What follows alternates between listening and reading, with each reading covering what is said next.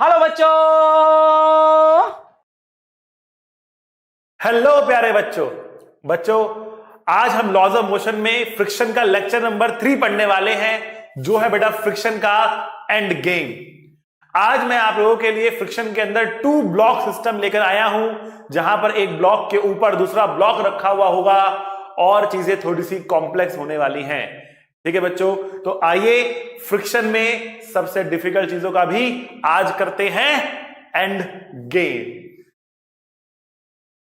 लेकिन सबसे पहले थोड़ा सा रखते हैं रिवीजन की हमने लास्ट लेक्चर में फ्रिक्शन के बारे में क्या कहा था, क्या पढ़ा था, फ्रिक्शन कैसे निकाला जाता है, कौन से टाइप का होता है। थोड़ी सी एक रिवीजन करते हैं ताकि आज के लेक्चर में आपको दिक्कत ना आए।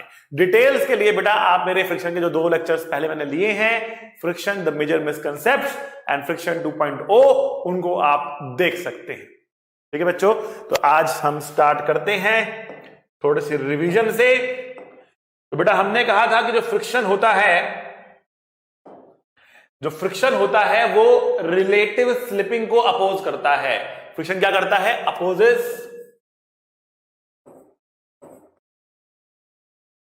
Relative slipping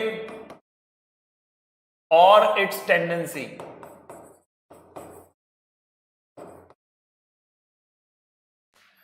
friction relative slipping मतलब एक के ऊपर दूसरे को स्लिप करने से रोकता है। एक के ऊपर दूसरे को स्लिप करने से रोकता है। वो चाहता है जो ऑब्जेक्ट्स कांटेक्ट में है वो साथ साथ चले। जो तेज चल रहा है उसे धीरे करो, जो धीरे चल रहा है उसे तेज करो, और दोनों को साथ में रखने की वो करता है कोशिश। कभी कभी वो उस कोशिश में कामयाब हो जाता है और रिलेटिव स्लिपिंग फ्रिक्शन की वजह से नहीं होती है, और कभी कभी वो कामयाब नहीं हो पाता।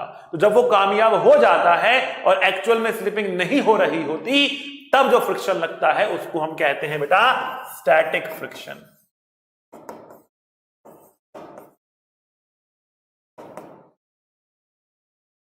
स्टैटिक फ्रिक्शन कहता है कि हम चलेंगे तो साथ साथ, नहीं तो नहीं चलेंगे। जब 2 ऑब्जेक्ट्स साथ साथ चले या दोनों ही रुके हुए हो, तब जो फ्रिक्शन होता है वो होता है बेटा स्टैटिक फ्रिक्शन। स्टैटिक फ्रिक्शन की कोई फॉर्मूला नहीं होता। स्टैटिक फ्रिक्शन एक सेल्फ एडजस्टिंग फ्रिक्शन होता है।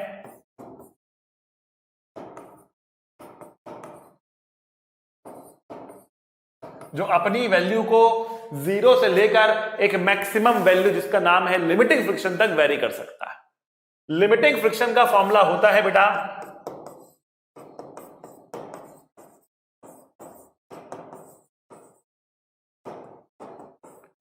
FL is equals to mu s into normal reaction। mu s coefficient of static friction है, n यहां पर नॉर्मल रिएक्शन है। लिमिटिंग फ्रिक्शन तब लगता है जब object is at the verge of slipping, कि हल्का सा भी और उसे धक्का दिया, पुश किया तो स्लिपिंग स्टार्ट हो जाएगी। हल्का सा भी उसे धक्का दिया या पुश किया तो स्लिपिंग स्टार्ट हो जाएगी। ठीक है बेटा, तो जब वो एकदम उस वर्ज पे होता है तब लगता है कौन सा फ्रिक्शन? तब लगता है बेटा लिमिटिंग फ्रिक्शन। और इस लिमिटिंग फ्रिक्शन की हमारे पास वैल्यू होती है, कितनी वैल्यू है इसकी? Mu S into normal reaction के बराबर। और फिर दूसरा फ्रिक्शन हमने कहा होता है बेटा काइनेटिक फ्रिक्शन। रोलिंग हमारे सिलेबस में नहीं है। यहां पर आपको एक्चुअल स्लिपिंग दिखती है, इसकी वैल्यू कांस्टेंट होती है और इसकी वैल्यू होती है म्यू के इनटू नॉर्मल रिएक्शन। यहां पर आपको एक्चुअल में स्लिपिंग दिखेगी, एक के ऊपर दूसरा चल रहा होगा, दोनों की रफ्तार अलग अलग होगी, एक तेज जा रहा होगा, एक धीरे जा रहा होगा। और जो फ्रिक्शन आएगा वो कैसे आएगा कि जो तेज चल रहा है उसे धीरे करो, जो धीरे चल रहा है उसे तेज करो, या दोनों को सेम डायरेक्शन में लेकर आओ। बस स्लिपिंग दिखेगी, उसको रोकने के लिए काइनेटिक फ्रिक्शन आएगा। स्टैटिक फ्रिक्शन में स्लिपिंग दिखेगी नहीं, तो स्टैटिक फ्रिक्शन की डायरेक्शन कैसे देखनी होगी आपको? तो स्टैटिक फ्रिक्शन की डायरेक्शन देखने के लिए to see direction of static friction क्या करना होगा बेटा आपको? फर्स्ट अज्यूम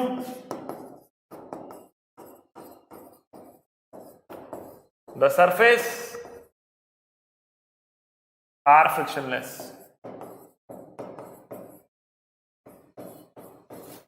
पहले आपको यह मानना होगा कि जो सरफेसेस हैं वो फ्रिक्शनलेस हैं ताकि स्लिपिंग सामने आए। अभी फ्रिक्शन की वजह से दोनों साथ साथ चल रहे हैं या दोनों ही रुके हुए हैं, ठीक है।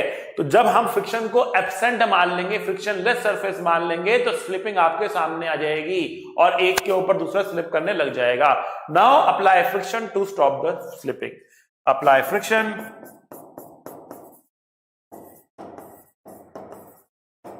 To stop the slipping. अगर आपको ये बातें पता है, समझ में आ रही हैं, तो आपको आज का लेक्चर बड़े बढ़िया से समझ में आ जाएगा। और इन बातों के बारे में डिटेल में जानना है तो जो मेरे पहले वाले 2 लेक्चर्स थे, जैसे मैंने पहले भी आपको कहा, कौन से 2 लेक्चर्स थे मेरे इससे पहले वाले बेटा? सबसे पहला लेक्चर था फ्रिक्शन द मेजर मिसकंसेप्ट्स और दूसरा था फ्रिक्शन 2.0। और आज हम बढ़ रहे हैं फ्रिक्शन एंड गेम। इसमें हम सारी वैरायटी को कवर कर लेंगे, स्पेशली 2 ब्लॉक सिस्टम आज हम देखने वाले हैं, जो सबसे डिफिकल्ट वैरायटी ऑफ क्वेश्चन होता है फ्रिक्शन चैप्टर के अंदर। तो बेटा आइए स्टार्ट करते हैं, आगे बढ़ते हैं और सबसे पहली बात करते हैं। आपके सामने 2 ब्लॉक सिस्टम आ चुका है। यहां पर 2 ब्लॉक्स हैं ए एंड बी, ठीक है।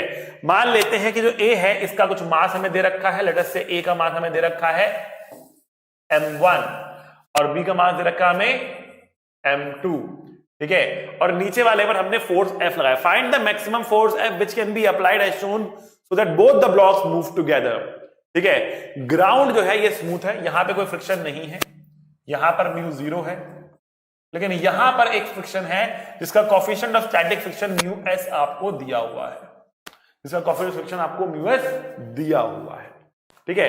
तो ग्राउंड पे कोई फ्रिक्शन नहीं है, ग्राउंड स्मूथ है। तो अगर आप थोड़ा भी फोर्स लगाओगे तो बेटा ये सिस्टम चलना शुरू कर देगा। थोड़ा भी फोर्स लगाओगे तो ये सिस्टम चलना शुरू कर देगा, ठीक है। अब सिस्टम तो आगे चलेगा, सिस्टम तो आगे चलेगा, लेकिन क्वेश्चन ये है कि कितना मैक्सिमम टू मैक्सिमम फोर्स लगा सकते हो ताकि दोनों साथ में चले, ताकि दोनों साथ में चले, अलग अलग ना चले, साथ में चले, ठीक है ना। इसके लिए क्या कंडीशन निकाली जा सकती है, ठीक है। मतलब अब देखो, मैंने कहा यहां पर मैक्सिमम फोर्स, मतलब हल्का सा भी फोर्स और बढ़ाया तो दोनों साथ साथ नहीं चलेंगे, एक तेज चलेगा एक धीरे चलेगा और स्लिपिंग होना शुरू हो जाएगी। तो बताओ बेटा, मैक्सिमम फोर्स पर जब दोनों साथ साथ चल रहे हैं कौन सा फ्रिक्शन होगा? तो कुछ बच्चे कह सकते हैं कि सर ये चल रहे हैं, क्योंकि आपने कहा कि ये चल रहे हैं, they are moving, move together, they are moving, because they are moving they should kinetic friction should act on them, kinetic friction should act on them. नहीं बेटा नहीं, चलते हुए ऑब्जेक्ट्स पर भी स्टैटिक फ्रिक्शन लग सकता है। कब लगता है वो? जब क्या हो? जब दोनों साथ साथ चले। मैंने कहा स्टैटिक फ्रिक्शन का एक नारा है, क्या नारा है? हम चलेंगे तो साथ साथ, नहीं तो नहीं चलेंगे, हम चलेंगे तो साथ साथ, नहीं तो नहीं चलेंगे, ठीक है। यहां पर दोनों क्या कर रहे हैं बेटा? साथ साथ चल रहे हैं, क्योंकि दोनों साथ साथ चल रहे हैं, इसीलिए जो फ्रिक्शन लगने वाला है वो काइनेटिक नहीं है, वो स्टैटिक फ्रिक्शन है। इनफैक्ट यहां पर हमें बोला गया कि मैक्सिमम के साथ साथ चले, कि हल्का सा भी बढ़ाया तो स्लिपिंग स्टार्ट हो जाएगी। मतलब ये at the verge of slipping है। मतलब कौन सा फ्रिक्शन है? ये स्टैटिक का मैक्सिमम वैल्यू लिमिटिंग फ्रिक्शन है। मैंने कहा आपके लिए हिंट होगा, अगर क्वेश्चन में मैक्सिमम या मिनिमम वर्ड का इस्तेमाल किया जाए तो एक तरीके का हिंट है कि यहां पर लिमिटिंग फ्रिक्शन इस्तेमाल हो सकता है और 99% केसेस में इस्तेमाल होगा भी, ठीक है ना। तो अब हम यहां पे क्या कह रहे हैं? हम यहां पे कह रहे हैं कि लगने वाला फ्रिक्शन कौन सा है? स्टैटिक की मैक्सिमम वैल्यू, मतलब लिमिटिंग फ्रिक्शन। अब दोनों ही आगे जाएंगे, साथ साथ जा रहे हैं, दोनों ही आगे जाएंगे। तो अगला क्वेश्चन ये है कि फ्रिक्शन की डायरेक्शन क्या होगी? फ्रिक्शन की डायरेक्शन क्या होगी? दोनों आगे जाएंगे क्या दोनों के पीछे होगी? एक्शन रिएक्शन पेयर होता है, एक पर आगे एक पर पीछे होगी, दोनों ही आगे जाएंगे, लेकिन एक ब्लॉक ऐसा होगा जिसमें फ्रिक्शन पीछे लगेगा। कैसे निकालें फ्रिक्शन की डायरेक्शन? तो मैंने आपको क्या कहा था? याद करो बच्चा, मैंने आपको क्या कहा था? मैंने आपको कहा था first assume the surfaces are frictionless, first assume the surfaces are frictionless. पहले ये अज्यूम करो कि सरफेसेस कैसे हैं, फ्रिक्शनलेस है, ताकि स्लिपिंग दिखाई दे जाए। अभी स्लिपिंग दिखाई नहीं दे रही, अभी स्लिपिंग दिखाई नहीं दे रही, अभी बस कहा जा रहा है कि दोनों साथ साथ जा रहे हैं। तो स्लिपिंग देखने के लिए क्या करोगे, बोलो क्या करोगे, हवन करेंगे, हवन करेंगे, हवन करेंगे। तो एफबीडी बनाएंगे हम, ठीक है, एफबीडी बनाएंगे। यहां पर M1 हमारे पास है, यहां पर M2 हमारे पास है, ग्राउंड तो स्मूथ है ही। और हमने क्या कहा, हमने कहा कि हम ऊपर वाले को भी स्मूथ मान लेंगे, हम इसको भी क्या करेंगे, स्मूथ मान लेंगे, ठीक है ना। अगर ये स्मूथ हो गया, अगर ये स्मूथ हो गया और नीचे वाले पर आपने एक फोर्स लगा दिया F, तो क्या ऊपर वाला चलेगा, क्या ऊपर वाला चलेगा, नहीं चलेगा। कौन चलाएगा इसको, ये फोर्स तो M2 पे लगा है, M1 पर नहीं लगा है। इसे कौन खींचने वाला है, कोई नहीं खींच रहा है इसको, केवल M2 पर तो फोर्स F लगाया ना, M1 पे तो कोई फोर्स लगाया नहीं आपने। तो M1 बैठा रहेगा और M2 नीचे से निकल जाएगा। कब, जब इनके बीच में फ्रिक्शन नहीं। तो अगर मैं यहां पर दो पॉइंट बना लूं, एक M1 पे एक M2 पे, तो M2 वाला पॉइंट तो नीचे से निकल रहा होगा, M2 वाला पॉइंट तो नीचे से निकल रहा होगा, M1 वाला पॉइंट अपनी जगह पर बैठा होगा। तो फ्रिक्शन आने के लिए क्या कहेंगे हम, M2 क्या चाहेगा कि M1 उसके साथ साथ आगे चले, M2 क्या चाहेगा कि M1 उसके साथ साथ आगे चले। फ्रिक्शन क्या चाहता है कि दोनों साथ में चले। तो जो जल रहा है वो दूसरे वाले को भी चलाना चाहता है, अपने साथ साथ आगे ले जाना चाहता है, इसलिए इसके ऊपर फ्रिक्शन आगे लगाएगा। और M1 जो रुका हुआ था वो क्या चाहेगा कि M2 भी रुक जाए, इसलिए उसमें फ्रिक्शन पीछे लगा देगा। आ रही है बात समझ में आपको, इज दिस क्लियर। M1 पे फ्रिक्शन आगे लगेगा, M2 पे फ्रिक्शन पीछे लगेगा। M1 पे आगे लगेगा और M2 पे फ्रिक्शन पीछे लगेगा, इक्वल लगेगा, अपोजिट लगेगा। इस तरीके से डायरेक्शन देखी जाती है फ्रिक्शन की। केवल ये नहीं, ऑब्जेक्ट राइट में जा रहा है, फ्रिक्शन लेफ्ट लगा दो। अब आप देखो, ये दोनों के दोनों राइट में जा रहे हैं, बराबर एक्सेलरेशन ए से जा रहे हैं, दोनों के दोनों राइट में जा रहे हैं, बराबर एक्सेलरेशन ए से जा रहे हैं। अगर इन दोनों को एक सिस्टम मान लिया जाए, अगर इन दोनों को एक सिस्टम, देखो जब दोनों की एक्सेलरेशन बराबर हो जाए तो उस पूरे को एक सिस्टम भी माना जा सकता है। जब दोनों की एक्सेलरेशन बराबर हो जाए तो उस पूरे को एक सिस्टम भी माना जा सकता है। तो अगर मैं इस पूरे को एक सिंगल सिस्टम मान लेता हूं, इस पे लगने वाला फोर्स कितना हुआ, पूरे सिस्टम पे लगने वाला फोर्स कितना हुआ, F हुआ। जमीन पे तो कोई फ्रिक्शन लग नहीं रहा है, ठीक है, इनके बीच में जो फ्रिक्शन लग रहा है अब वो लेंगे नहीं, क्योंकि हमें एक्सटर्नल फोर्स देखने हैं। तो पूरे सिस्टम पे लगने वाला एक्सटर्नल फोर्स एकमात्र एक है, वो कितना, F। तो हम क्या बोलेंगे, हम बोलेंगे F net external is equal to total mass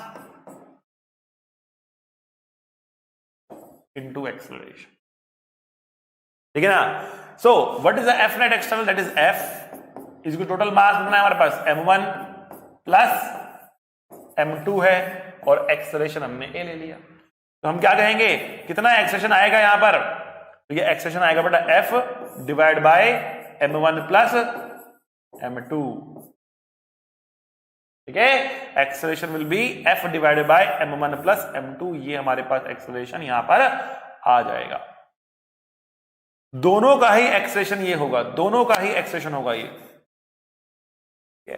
both of them will travel with the same acceleration F divided by M1 plus M2। इस एक्सेलरेशन से दोनों के दोनों दौड़ रहे होंगे। अच्छा भाई, अगर इस एक्सेलरेशन से दोनों के दोनों आगे जा रहे हैं, अगर इस एक्सेलरेशन से दोनों के दोनों आगे जा रहे हैं, then what can we say about only M1, only M1। तो केवल M1 का एफबीडी बनाते हैं, सॉरी केवल M1 का। तो इस पर लगेगा एक M1 जी, इस पर लगेगा बेटा एक M1 जी, इस पर लगेगा नॉर्मल रिएक्शन, इस पर लगेगा नॉर्मल रिएक्शन, ठीक है बेटा। और इस पर जो फ्रिक्शन लग रहा है वो आगे लग रहा है, लिमिटिंग फ्रिक्शन लग रहा है। अब लिमिटिंग फ्रिक्शन कितना होगा बेटा, ये होगा μs इंटू बाबा रे into normal reaction, μs into normal reaction. तो नॉर्मल रिएक्शन की वैल्यू कितनी है? नॉर्मल रिएक्शन, अरे बाबा अरे बाबा, ये लगता है बोर्ड जो है लिख लिख के गर्म हो गया है, इसलिए इतना तंग कर रहा है। नॉर्मल रिएक्शन की वैल्यू है m1 इंटू जी के बराबर, ठीक है। तो फ्रिक्शन फोर्स आगे लग रहा है, एक्सेलरेशन भी इसका आगे ले लेते हैं, ठीक है। तो फ्रिक्शन फोर्स FL बराबर mu s into m1g mu s into m1g and that is equals to m1 into acceleration a। F जो नेट फोर्स होता है, जो नेट फोर्स होता है m1 पे, जो नेट फोर्स है वो किसके बराबर होगा? m1 mass into acceleration of m1, ठीक है। तो अगर हम यहां से पुट करें mu S m1g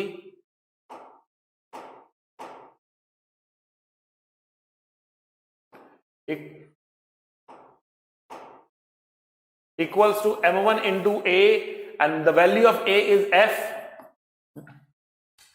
divided by m1 plus m2।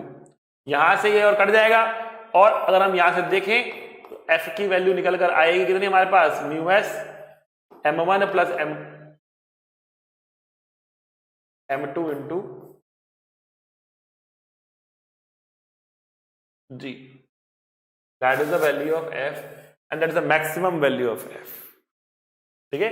ये हमारे पास मैक्सिमम वैल्यू ऑफ f आ जाएगी, ठीक है बच्चों। तो फिर आगे देखते हैं, यहां पर हमने जो f की वैल्यू निकाली है ये वो मैक्सिमम फोर्स है जिसके लगाने पर दोनों साथ साथ चल सकते हैं।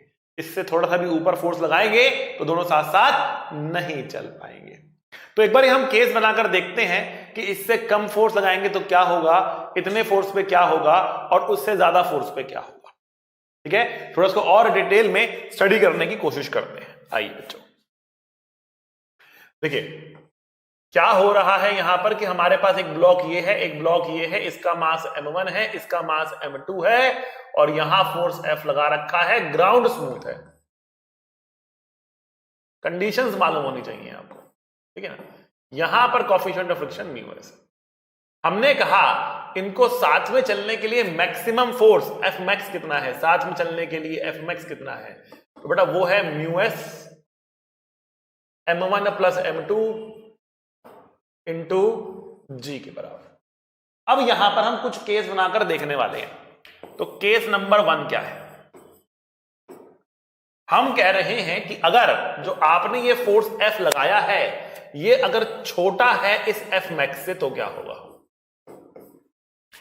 अगर जो आपने फोर्स F लगाया है ये छोटा है F मैक्स से, तो उस केस में दोनों साथ साथ चलेंगे, ठीक है ना। Both will move together, both blocks will move together, कोई प्रॉब्लम नहीं है जी। अच्छा भाई, अगर दोनों साथ साथ चलेंगे तो दोनों की एक्सेलरेशन क्या होगी? तो हम एक्सेलरेशन को लिख पाएंगे external force that is F and total mass that is m1 plus m2 के बराबर। ओके भाई, दोनों की ही एक्सेलरेशन इतनी होगी। इनके बीच में लगने वाला फ्रिक्शन कौन सा होगा? क्योंकि दोनों साथ में चल रहे हैं इसलिए इनके बीच में लगने वाला फ्रिक्शन होगा static friction. Static friction will act.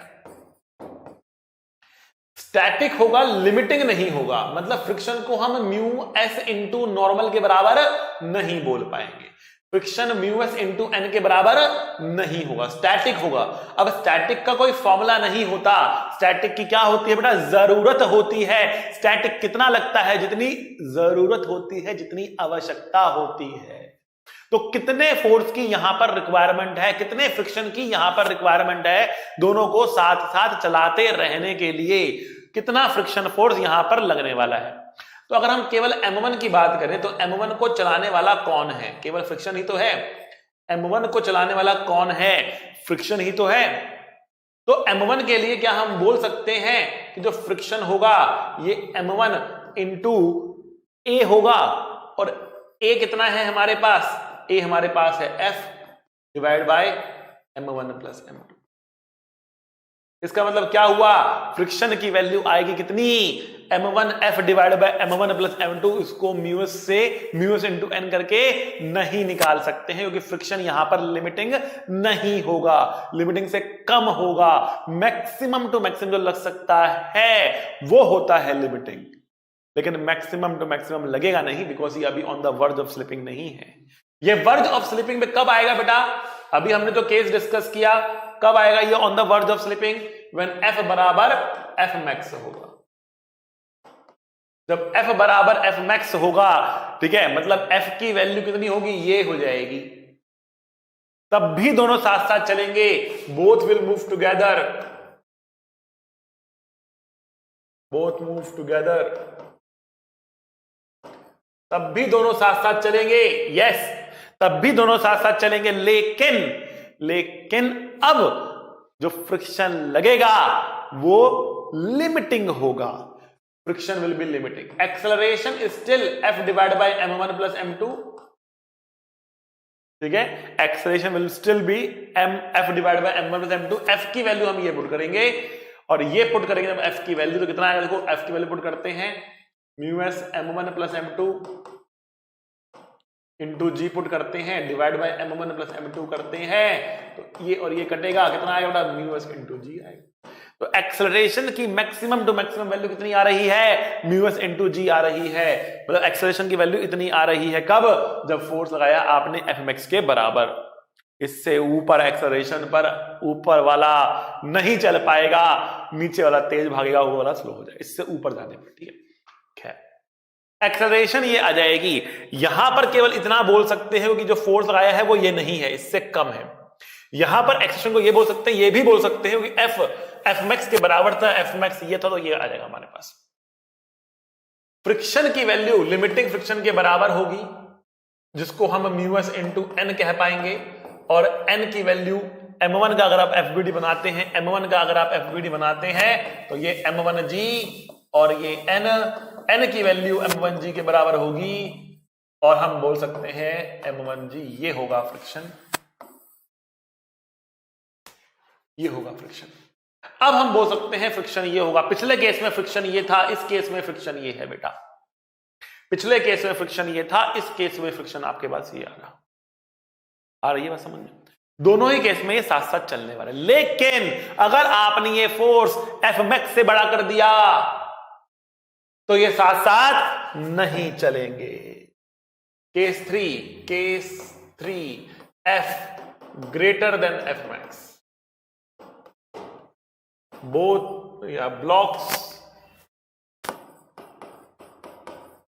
will slip on each other। नीचे वाला तेज भागेगा, ऊपर वाला धीरे भागेगा। अब दोनों को एक नहीं मान सकते हैं। Both will have different accelerations, both will have different acceleration. दोनों की एक्सेलरेशन बेटा अलग अलग हो जाएंगी, दोनों की एक्सेलरेशन अलग अलग हो जाएंगी। अगर आप एफबीडी बनाओगे नीचे वाले M2 का और ऊपर वाले M1 का, M1 पर फ्रिक्शन आगे, M2 पर फ्रिक्शन पीछे दिखाना पड़ेगा। इसकी एक्सेलरेशन आप A1 लिखोगे, इसकी एक्सेलरेशन आप A2 लिखोगे। फ्रिक्शन काइनेटिक होगा।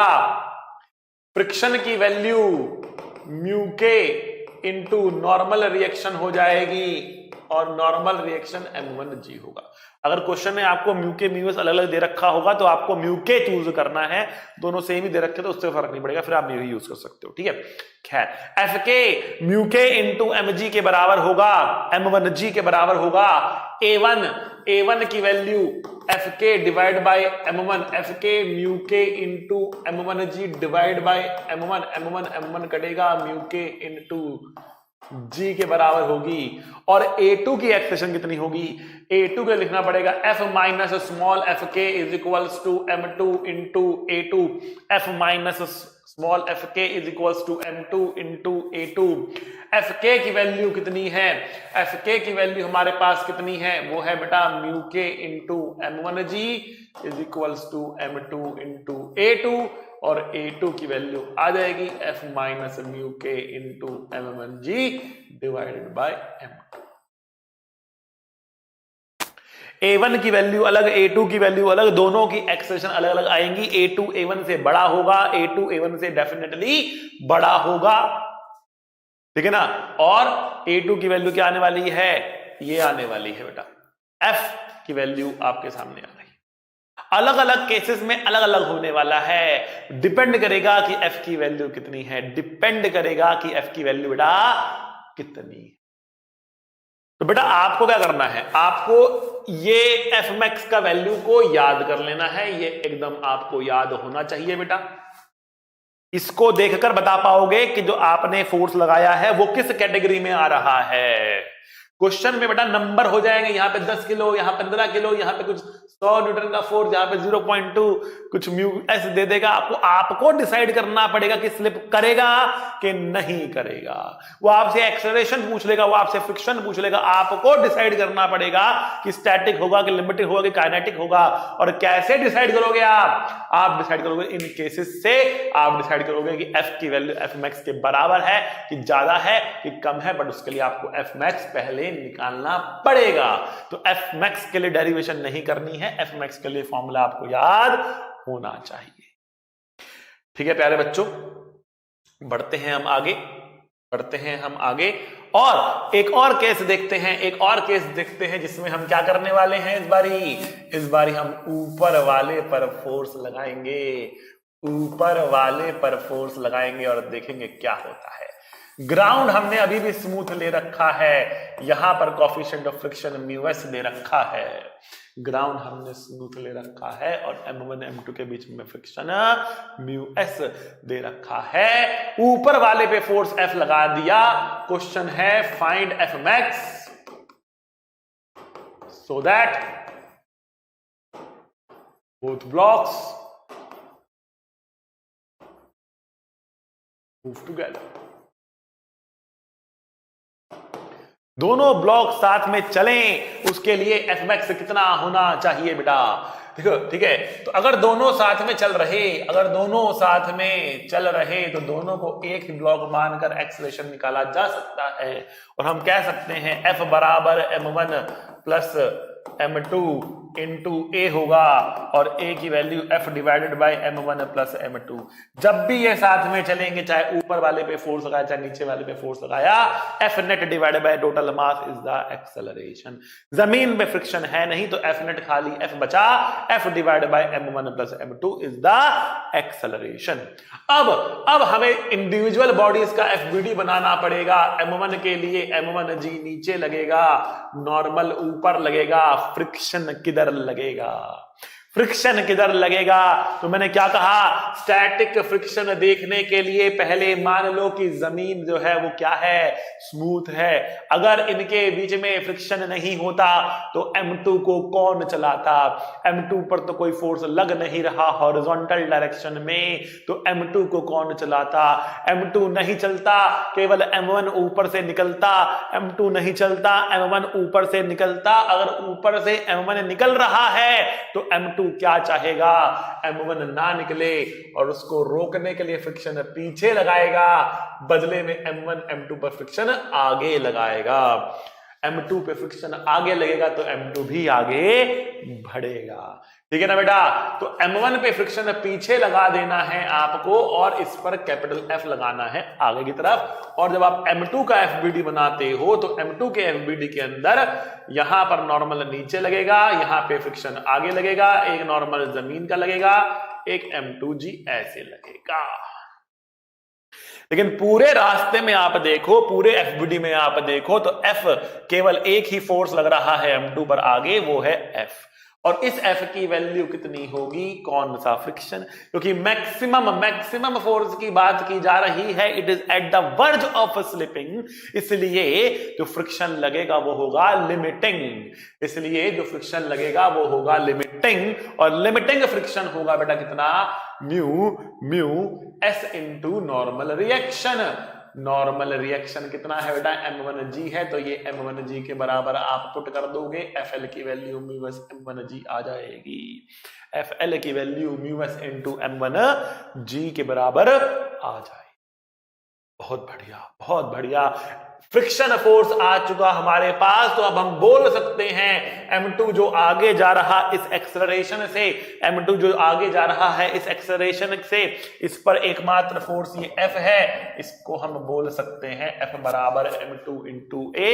F की वैल्यू है μs m1g, m2 into a की वैल्यू है F divide by m1 plus m1 plus m2। यहां से f की वैल्यू सॉल्व करेंगे तो आएगा μs m1 by m1 plus m2 into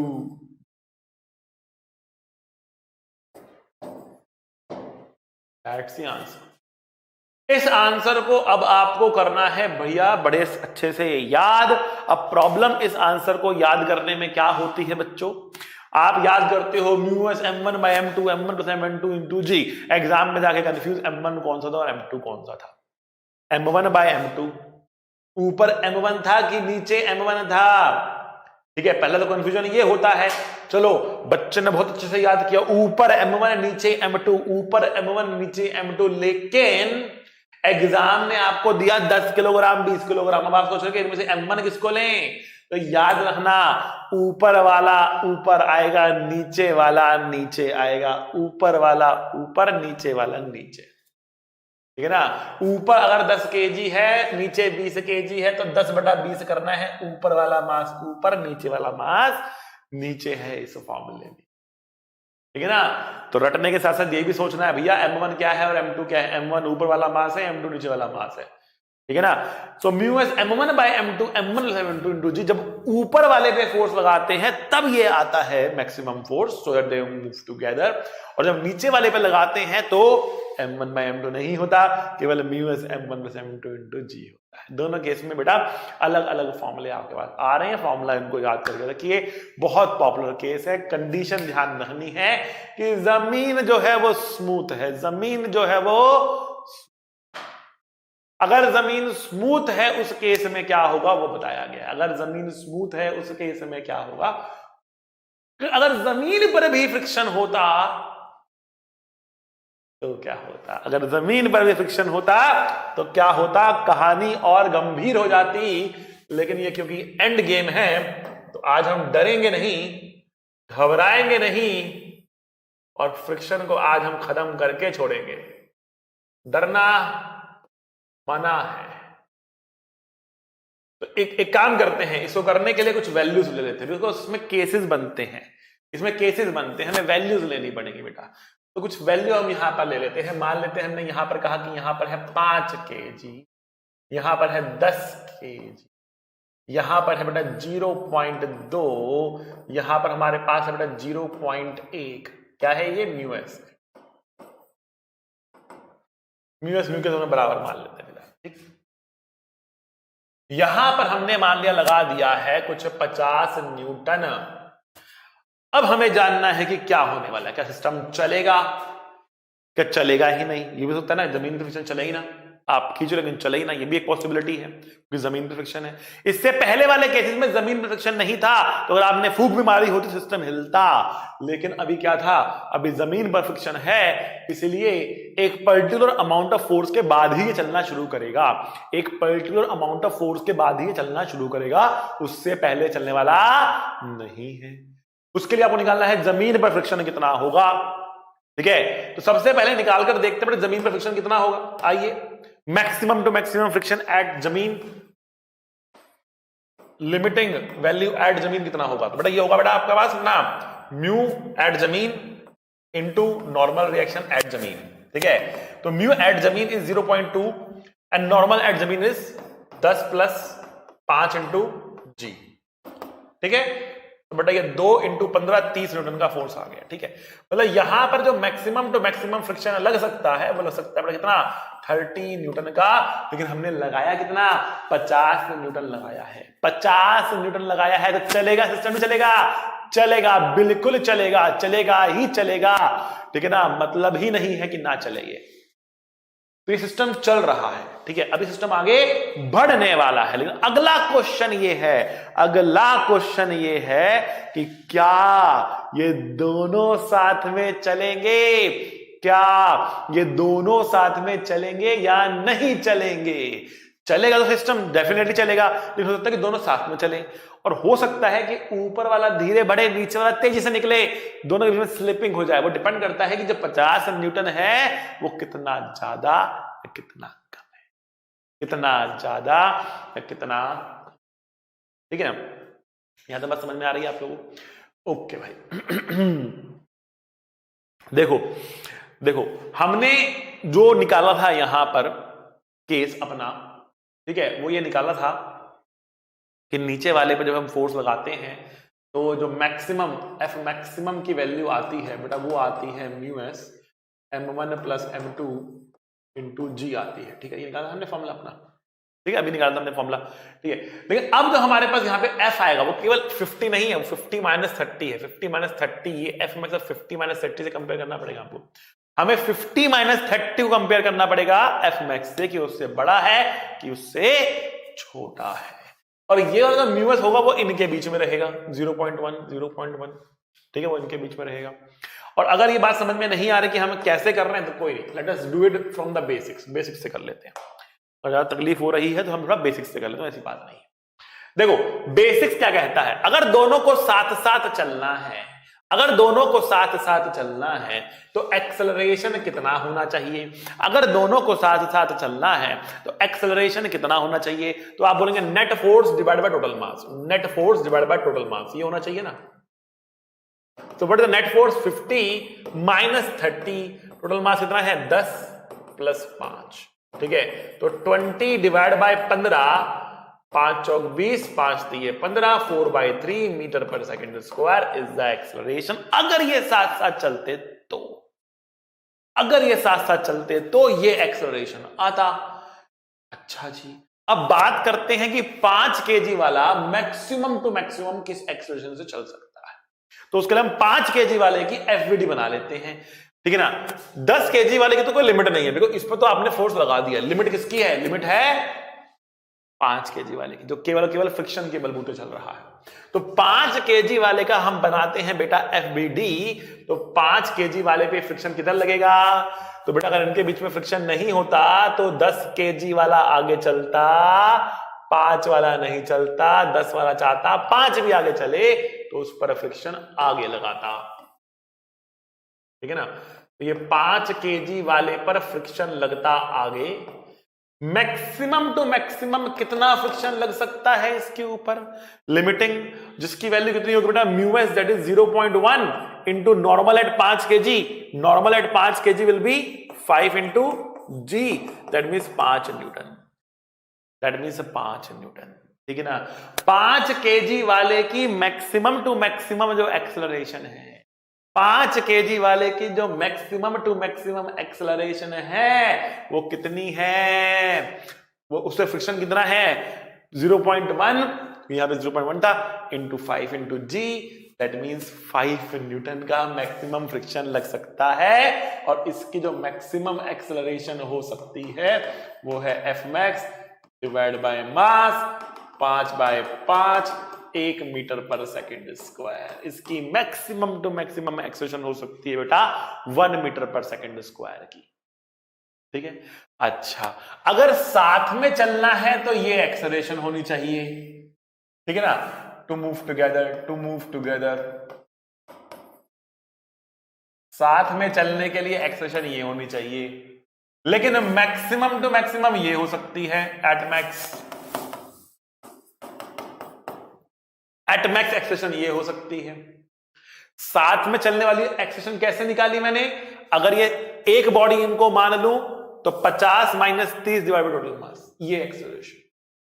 और अगर मैक्सिमम निकालनी है तो इसको अलग से एफबीडी बनाया, अलग से फ्रिक्शन लगाया और फ्रिक्शन को मैक्सिमाइज कर दिया to get the maximum acceleration, to get the maximum acceleration, क्योंकि फ्रिक्शन ही चला रहा है इसको। तो मैक्सिमम टू मैक्सिमम एक्सेलरेशन इसकी कितनी आई, 1 की आई। अब बताओ कौन सी बड़ी है, मैक्सिमम बड़ी है, ये छोटी है, मतलब सॉरी मैक्सिमम छोटी है, ये बड़ी है, ठीक है ना। तो क्या मतलब है इसका, इसका मतलब ये है कि ये एक्सेलरेशन नहीं आ सकती, ये एक्सप्रेशन नहीं आ सकती, इसकी मैक्सिमम टू मैक्सिमम एक्सप्रेशन कितनी आ सकती है? 1 आ सकती है। 4/3 ग्रेटर देन 1, तो ये नहीं आ सकती, मतलब ये साथ में नहीं चल पाएगा। जो 5 kg वाला है वो 1 मीटर पर सेकंड स्क्वायर की एक्सप्रेशन से ही चलेगा, इसके साथ साथ नहीं दौड़ पाएगा, इसके साथ साथ नहीं दौड़ पाएगा, ठीक है ना। सो हम अब यहां से कंक्लूड करेंगे that acceleration of 5 kg block is nothing but 1 metre पर सेकंड स्क्वायर। अगर Amax की वैल्यू 4/3 से बड़ी आ जाती, मतलब वो 4/3 से चल सकता है, तब एक्सेलरेशन 4/3 हमें लेनी होती, लेकिन उससे छोटी आई मतलब वो नहीं हो सकती, मतलब फिर ये लेनी होगी। आई बात समझ में? तो acceleration of 5 kg block is 1 metre पर सेकंड स्क्वायर।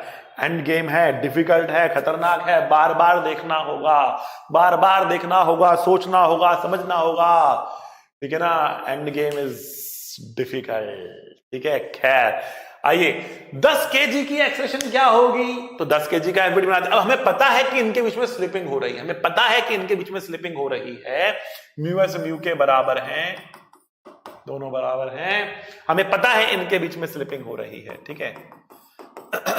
अगर इनके बीच में स्लिपिंग हो रही है तो फ्रिक्शन की वैल्यू कितनी है? 5 न्यूटन। स्लिपिंग है तो 5 न्यूटन की ही वैल्यू है, ठीक है। आइए अब जब हम बनाते हैं 10 kg का एफबीडी, तो 10 kg को आगे खींचा जा रहा है 50 न्यूटन से, यहां से इसको रोका जा रहा है 30 न्यूटन लगा के, और जो इसके ऊपर 5 kg वाला बैठा है वो भी इसको 5 न्यूटन लगा के रोक रहा होगा। तो अल्टीमेटली कितनी एक्सेलरेशन से ये आगे बढ़ रहा होगा? ये होगा बेटा 50 minus 30 minus 5 divide by 10। Net force divide by total mass. Net force is 50 minus 30 minus 5, 50 minus 30 minus 5, that means 15 divide by 10, मतलब 1.5 मीटर पर सेकंड स्क्वायर की इसकी एक्सेलरेशन, 1.5 मीटर पर सेकंड स्क्वायर की इसकी एक्सेलरेशन है। तो इस टाइप के क्वेश्चन थोड़े से डिफिकल्ट होते हैं, ये आईआईटी में आते हैं, मेडिकल में नहीं आते। मेडिकल में क्या आएगा? जो मैंने इससे पहले बताया ये आएगा, फॉर्मूला भी बताया, इसका याद करो, लगाओ, आंसर निकालो फटाफट। इससे जो पहले बताया बेटा ये आएगा, फॉर्मूला याद करो, फटाफट निकालो, आंसर आएगा, बड़े मजेदार, ठीक है ना। चलो बेटा अब आगे बढ़ते हैं। और देखो भले ही मेडिकल में ना आए, लेकिन कंसेप्ट को समझने के लिए बेटा मेडिकल वालों के लिए बहुत इंटरेस्टिंग सी चीज है। तो सोचो समझो इसमें क्या हो रहा है। भले ही ना आए कोई दिक्कत नहीं, ऐसे क्वेश्चंस की प्रैक्टिस बहुत आप लोगों को करने की जरूरत नहीं पड़ेगी, लेकिन समझना जरूर है, समझना जरूर है, ठीक है। आइए बेटा आगे बढ़ते हैं। देखिए अब आपके सामने क्या आ चुका, अब आपके सामने आ रहा है कि block A has mass 3 kg and block B has mass 2 kg। Block A का मास आपको दिया है 3 kg, ब्लॉक बी का मास आपको दिया है बेटा 2 kg। Coefficient of friction between the blocks is 0.2। यहां जो फ्रिक्शन है वो 0.2 है coefficient of friction. And the table smooth है। Find the maximum mass of the block C so that A and B move together. तो बेटा देखो ए और बी को साथ में चलने के लिए, ए और बी को साथ में चलने के लिए यहां पर मैक्सिमम टू मैक्सिमम टेंशन कितनी हो सकती है? यहां पर मैक्सिमम टू मैक्सिमम टेंशन कितनी हो सकती है? What is T max? नीचे वाले पर फोर्स लगा रहे हैं तो what is T max? T max will be mu S m1 plus m2 into g. ऊपर वाले पे लगाया होता तो यहां पे m1 बाय m2 भी आता, यहां पे m1 बाय m2 भी आता, ठीक है। आइए म्यू एस कितना बेटा 0.2 है, m1 कितना है 2 है, m2 कितना है बेटा 3 है, इनटू जी मतलब 10 से और इसको मल्टीप्लाई, तो कितना बेटा 2 multiply by 5 that means 10 Newton.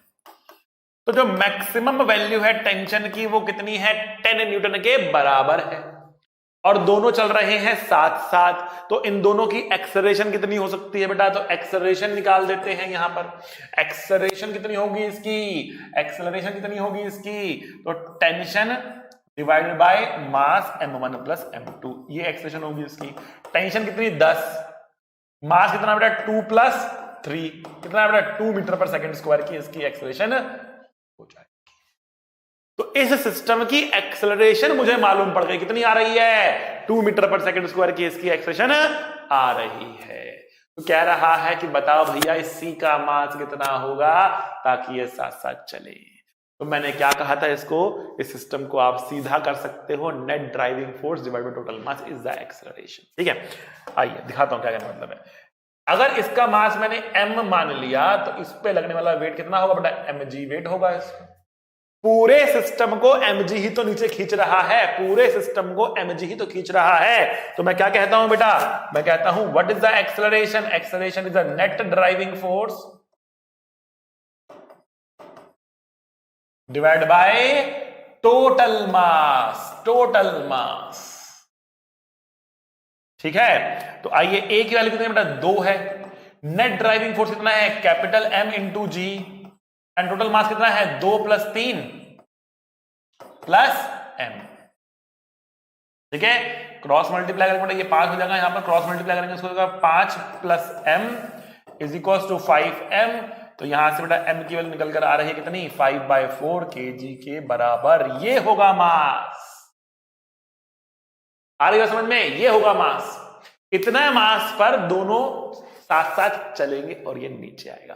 तो सबसे पहले जो ये फॉर्मूला था, ये फॉर्मूला आपको याद होना चाहिए। पहली चीज, इससे आपने टेंशन की मैक्सिमम वैल्यू निकाल ली, उससे आपने इसकी एक्सेलरेशन निकाल ली, उससे आपने इसकी एक्सेलरेशन निकाल ली। और मैंने आपको ये भी बताया था एक्सेलरेशन चाहे तो आप और डायरेक्ट निकाल सकते हो, ऊपर वाला ब्लॉक केवल और केवल इसी फोर्स के बलबूते चल रहा है, फ्रिक्शन के बलबूते चल रहा है। तो आप बोलेंगे होगा म्यूस इंटू 0.2 into 10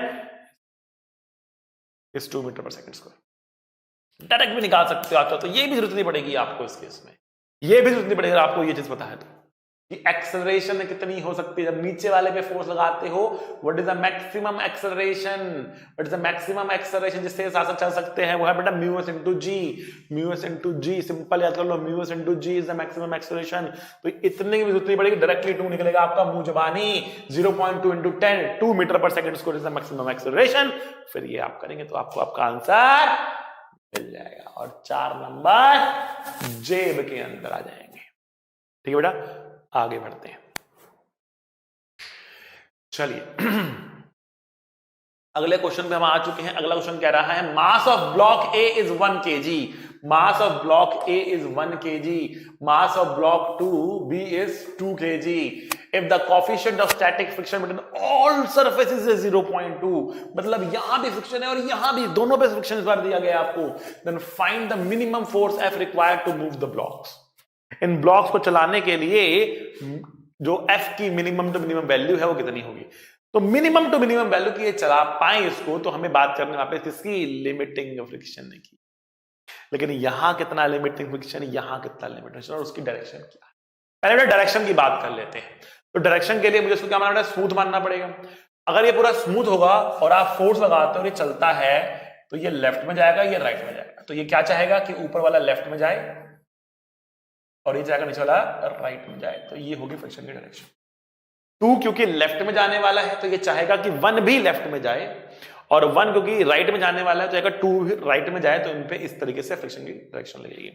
और क्योंकि ये लेफ्ट में जाने वाला है इसलिए जमीन इसको रोकने के लिए एक फ्रिक्शन राइट में लगाएगी, इसको मैं F1 कह देता हूं। जमीन इस पर फ्रिक्शन राइट में लगाएगी, इसको मैं F1 कह देता हूं। ठीक है, अब देखिए बेटा, अगर मैं M1 का FBD बनाता हूं तो इसका जो वेट है वो है बेटा 1 into G, और जो नॉर्मल लगेगा वो 1 into G के ही बराबर हो जाएगा। यहां पर एक टेंशन T लग जाएगी, और यहां जो फ्रिक्शन लगेगा बेटा वो होगा, यहां कोएफिशिएंट फ्रिक्शन था 0.2 और नॉर्मल जिसकी वैल्यू बेटा G के ही बराबर आ रही है, मैंने यहां पर फ्रिक्शन लगा दिया 2 न्यूटन के बराबर। ठीक है, टेंशन आ गई। ये किसका था, ये आपका A का FBD था। अगर आप B का FBD बनाते हो बेटा, बड़ा ब्लॉक जो है, इस पर आपने एक कैपिटल F फोर्स लगा रखा है।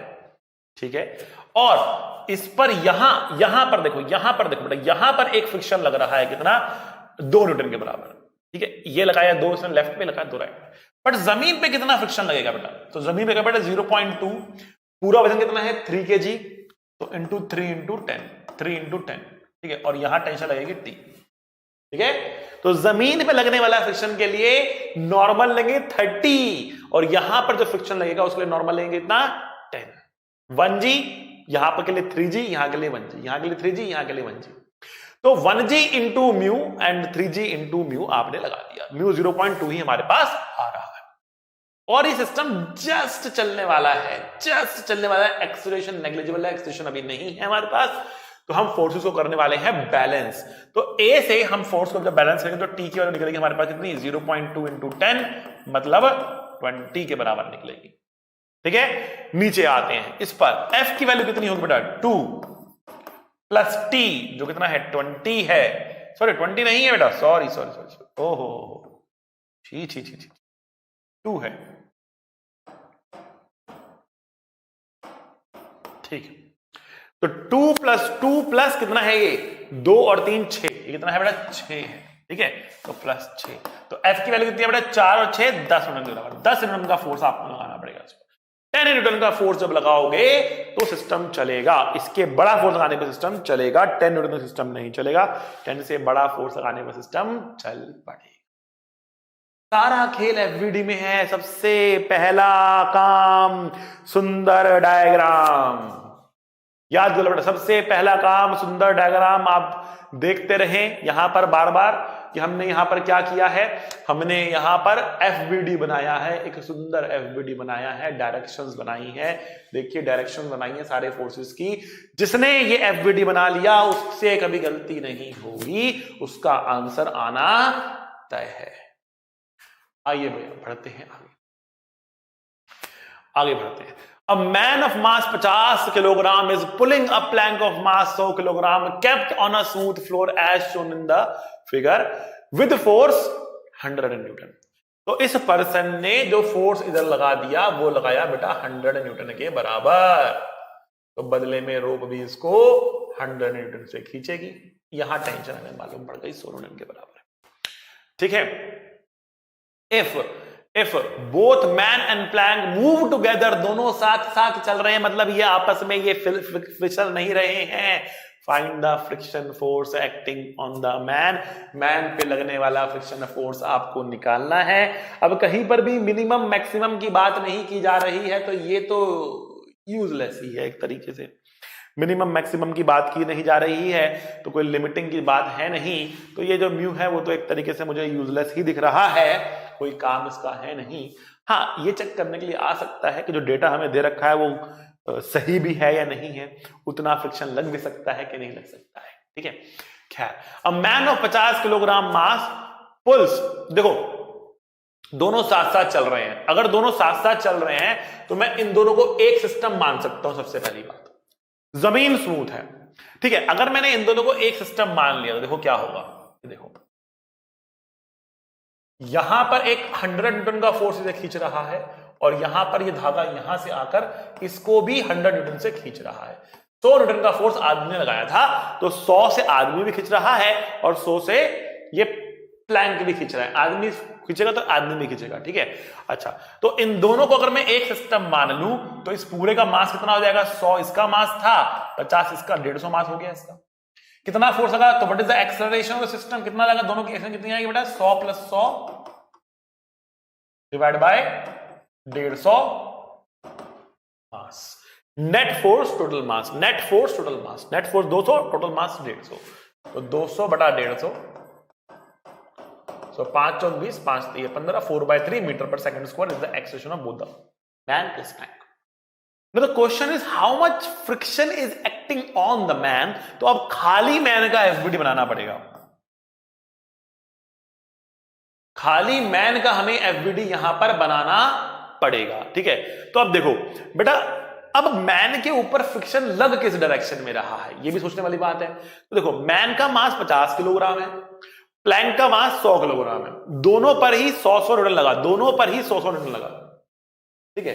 अगर इनके बीच में फ्रिक्शन नहीं होता, अगर इनके बीच में फ्रिक्शन नहीं होता तो ये भागता 2 मीटर पर सेकंड स्क्वायर की एक्सेलरेशन से, ये भागता 1 मीटर पर सेकंड स्क्वायर की एक्सेलरेशन से, क्योंकि इस पे 100 लग रहा है, 100 ही मास है, इस पे 100 लग रहा है, 50 मास है, तो इसकी एक्सेलरेशन होती 2, इसकी होती 1। ये तेज भागता तो इसको रोकने के लिए फ्रिक्शन पीछे आएगा। तो पहले मान लो कि यहां पे फ्रिक्शन नहीं है और फिर इसका एफबीडी आप इस तरीके से बना लेंगे। ठीक है, तो यहां पर हमारे पास 100 न्यूटन है, ये फ्रिक्शन पीछे लगा और ये चल रहा 4/3 मीटर पर सेकंड स्क्वायर की एक्सप्रेशन के साथ। तो यहां पे क्या लिखेंगे, हम लिखेंगे बेटा 100 माइनस एफ बराबर एम कितना है 50 किलोग्राम इंटू 4/3।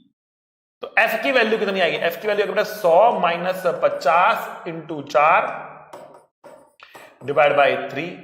क्रॉस मल्टीप्लाई कर लेते हैं बेटा इसको, सॉरी एलसीएम ले लेते हैं इसको, 300 माइनस 200 डिवाइड बाई 3 मतलब 100/3 Newton is the friction force. 100/3 Newton is the friction force. अच्छा, अब यहां पे एक म्यू लिखा है 1/6। एक बार देख लेते हैं यहां से मैक्सिमम फ्रिक्शन कितना आ सकता है, मैक्सिमम।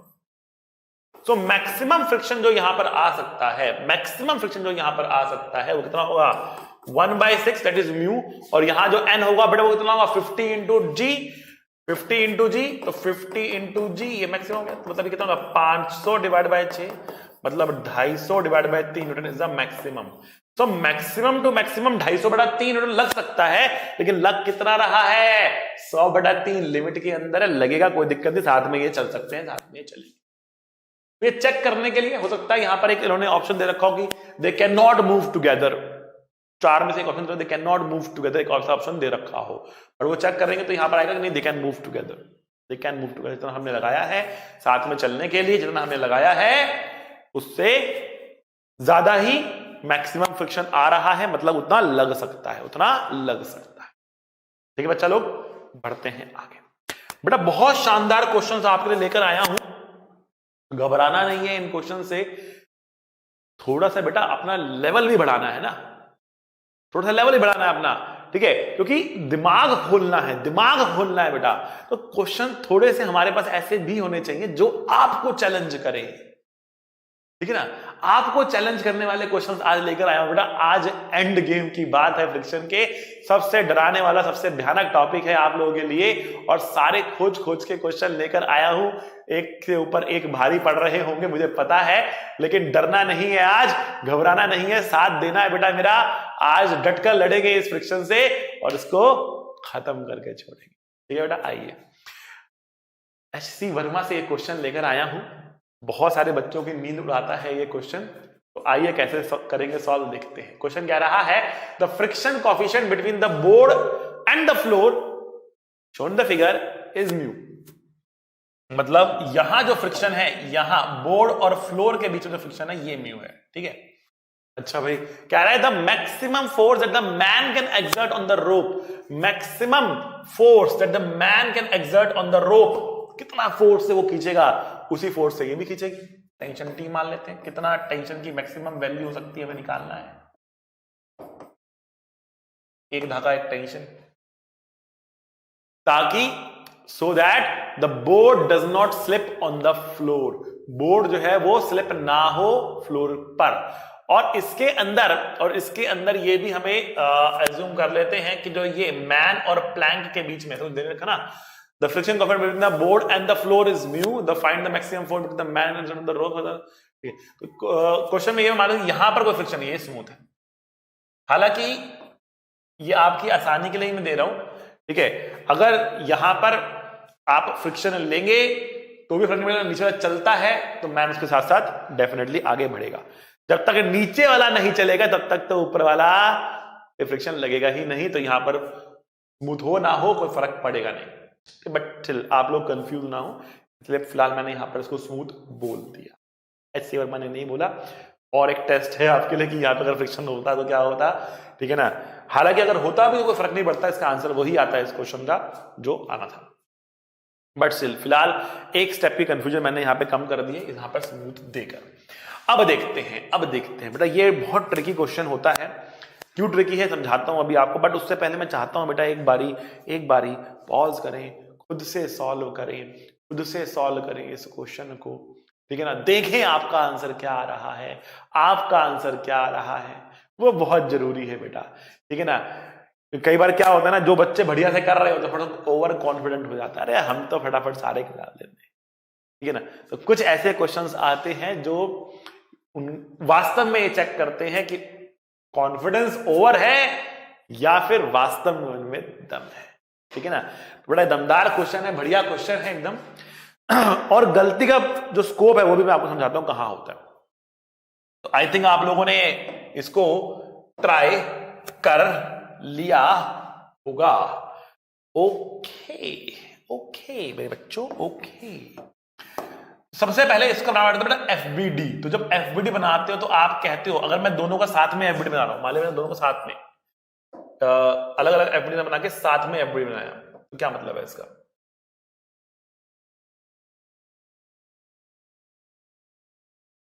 अगर मैं इन दोनों को एक सिस्टम, सबसे पहले क्योंकि दोनों रुके हुए हैं तो एक सिस्टम मान सकते, कोई दिक्कत नहीं है। तो यहां पर ऊपर लग रहा है टी मैक्स,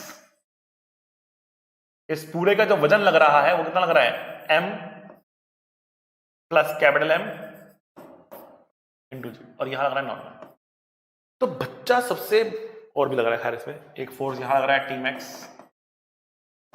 और जमीन इसको रोकने चाह रही है friction.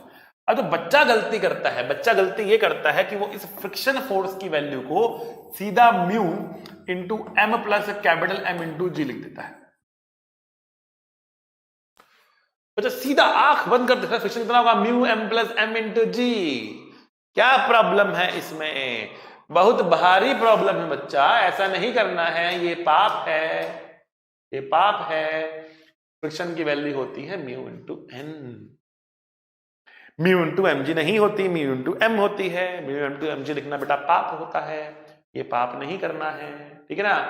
Mu into n, n की वैल्यू कितनी होगी? एन की वैल्यू है M plus M into g, m plus M into g, that is the value of n. तो फ्रिक्शन कितना हुआ बेटा? फ्रिक्शन हुआ बेटा म्यू, एन कितना है? M plus M into, that is the value of g, of f. समझे बेटा? ये हमारे पास वैल्यू है, ये हमारे पास है, बिल्कुल गलत है, सब गलत है, सब गलत है, सब एन की वैल्यू बेटा एम प्लस एम जी नहीं है यहां पर। आप ध्यान से देखो, यहां पर एक फोर्स और लग रहा है ऊपर। इस पूरे को अगर आपने एक सिस्टम माना है तो यहां पर एक फोर्स और लग रहा है टी मैक्स, इसको भी तो कंसिडर करना है, इसको भी तो कंसिडर करना है। इसको क्यों भूल जाते हो आप? एन की वैल्यू बेटा आने वाली कितनी? देखो ऊपर वाला फोर्स बराबर नीचे वाला, ऊपर कितना? एन प्लस टी मैक्स, नीचे वाला force m plus m g, ठीक है। तो एन की वैल्यू आ रही है M plus m g minus T max, that is the value of m. तो फ्रिक्शन की वैल्यू कितनी होगी? फ्रिक्शन की वैल्यू बेटा म्यू एन, एन कितना है? M plus m g minus T max, that is the value of f. ये है एफ की, ऐसे निकलेगा, ऐसे निकलेगा बच्चा, ठीक है, ठीक है, ठीक है, ठीक है, सब ठीक है, बहुत बढ़िया, जानदार जानदार मजेदार। सो टी मैक्स, राइट वाला फोर्स बराबर लेफ्ट वाला फोर्स, टी मैक्स बराबर म्यू इंटू एन फ्रिक्शन। तो T max is equals to mu M plus capital m g minus mu into T max. So T max is mu divide by 1 plus mu M plus capital m. बेटा question difficult नहीं है, but question में गलती के chances बहुत high हैं। High इसलिए है बिकॉज नॉर्मल की वैल्यू को आप एम प्लस एम जी लिखने के लिए बहुत ही ज्यादा मतलब आतुर हो जाते हो, बहुत ही ज्यादा मतलब बस लिख दो इसको किसी तरीके से एम प्लस एम जी, कुछ ऐसी सी फीलिंग हो जाती है, ठीक है ना। लेकिन 2 मिनट ढंग से अगर एफबीडी बनाया, सुंदर डायग्राम बनाया, सारे फोर्सेस दिखाए, इक्वेशन लिखी, तो बेटा आंसर आना तय है। बहुत आसान क्वेश्चन हो जाएगा ये, मुश्किल नहीं होगा, आसान हो जाएगा बेटा ये, ठीक है बच्चा। बढ़िया से देखो, बढ़ते हैं हम आगे। चलो बेटा, लास्ट क्लास में हमने एक चैलेंजर आपको दिया था, अब उस चैलेंजर की हम लोग करते हैं बात, ठीक है। चैलेंजर कुछ इस प्रकार था कि हमारे पास एक हेमिस्फेरिकल बाउल है जिसका रेडियस आर है, एक इंसेक्ट है, कीड़ा है, कीड़ा क्या है? कीड़ा है, क्या है? कीड़ा है। ये कीड़ा इस बाउल के ऊपर चढ़ने की कर रहा है कोशिश। ये कीड़ा इस बाउल के ऊपर चढ़ने की कर रहा है कोशिश, और इस कीड़े और इस बाउल के बीच में जो फ्रिक्शन का कोफिशिएंट है वो है म्यू। ठीक, अब जब ये कीड़ा चढ़ रहा है तो एक लेवल तक ही चढ़ पाता है और उसके बाद स्लिप होने लग जाता है, उसके ऊपर नहीं जा पाता है, कदम रखता है लेकिन स्लिप होकर नीचे आता है, इस लेवल से ऊपर नहीं बढ़ पा रहा है। क्वेश्चन ये है कि जो लेवल है वो किस हाइट पर है। तो एक लेवल के बाद क्यों नहीं चढ़ पा रहा? बिकॉज उसकी चढ़ाई ज्यादा स्टीप हो गई है, एंगल चढ़ाई का बहुत बढ़ गया है, चढ़ाई बहुत ही स्टीप हो गई है, ठीक है ना। और कितनी स्टीप के बाद नहीं चढ़ पाता है? तो मैक्सिमम टू मैक्सिमम जब ये एंगल, जब हम यहां पर एक टेंजेंट बना दे इस तरीके से, तो जब ये एंगल होता है ना theta, maximum to maximum tan theta कितना हो सकता है बेटा? म्यू हो सकता है, या म्यू एस कह दो या म्यू कह दो। Maximum value of theta is this. इससे बड़ा थीटा पे चढ़ नहीं पाएगा, इससे बड़ा थीटा पे वो चढ़ नहीं पाएगा। जब ऊपर चढ़ेगा एंगल और बढ़ेगा तो वो चढ़ नहीं पाएगा। तो हमें मालूम पड़ा यहां पर कि थीटा की वैल्यू कितनी, जो थीटा ये है वही थीटा ये है, जड़ बन रहा है, जड़ बन रहा है। जो थीटा ये है 90 माइनस थीटा, तो ये एंगल होगा थीटा। ये है रेडियस आर, ये है रेडियस आर, तो ये हाइट होगी कितनी? ये हाइट होगी बेटा आर कॉस थीटा, थीटा के साथ वाला कॉस थीटा। ये हुआ आर कॉस थीटा, तो ये कितना होगा बेटा? एच कितना होगा? ये बेटा r minus r cos theta. भाई पूरा कितना है? पूरा कितना है? पूरा तो आर है ना, और ये कितना है? R cos theta. तो पूरे में से इसको माइनस तो ये आएगा ना, तो r minus r cos theta is equals to h. तो एच की वैल्यू तो मिल गई, बट कॉस थीटा की वैल्यू क्या होगी? तो tan थीटा, अगर हम एक ट्रायंगल बना दें और कहें कि भैया ये थीटा है और tan theta mu s by 1 है, मतलब परपेंडिकुलर म्यू एस है और बेस 1 है, परपेंडिकुलर म्यू एस है और बेस 1 है, तो हाइपोटेन्यूज हो जाएगा under root of mu S square plus 1 square.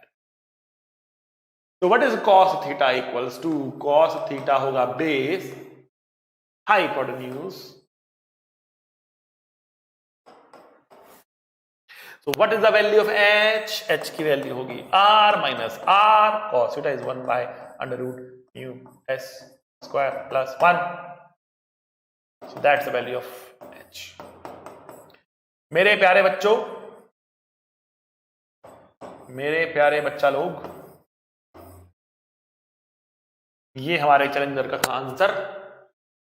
कुछ बच्चों ने लास्ट लेक्चर के लास्ट में अपने आंसर्स दे दिए थे, बच्चों के बिल्कुल सही थे, ठीक है। तरीका यह है आपके सामने, इस तरीके से हम इस क्वेश्चन को सॉल्व कर सकते हैं, ठीक है। बहुत बेहतरीन, कीड़े का क्वेश्चन भी कर लिया आपने, ठीक। चलो, आज के लेक्चर में इतना काफी है, ठीक है।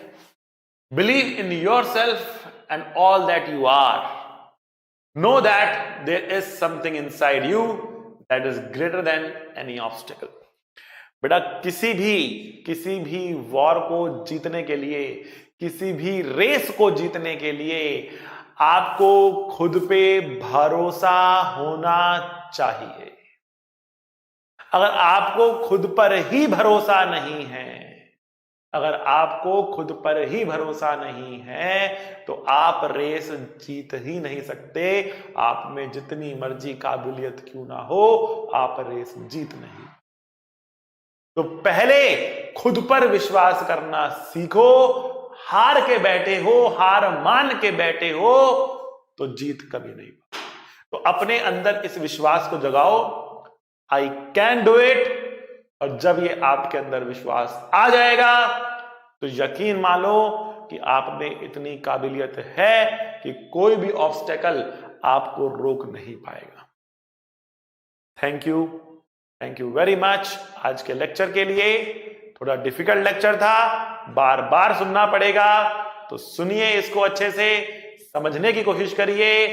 लेक्चर में कंटेंट की क्वालिटी डिक्रीज करने के लिए मत कहिए, अपने लेवल को इंक्रीज करने के ऊपर कोशिश करिए। ठीक है बच्चों, तो मिलेंगे अगले लेक्चर में, तब तक के लिए सी यू, टाटा, बाय बाय। पढ़ाई करते रहें, ऑल द वेरी बेस्ट।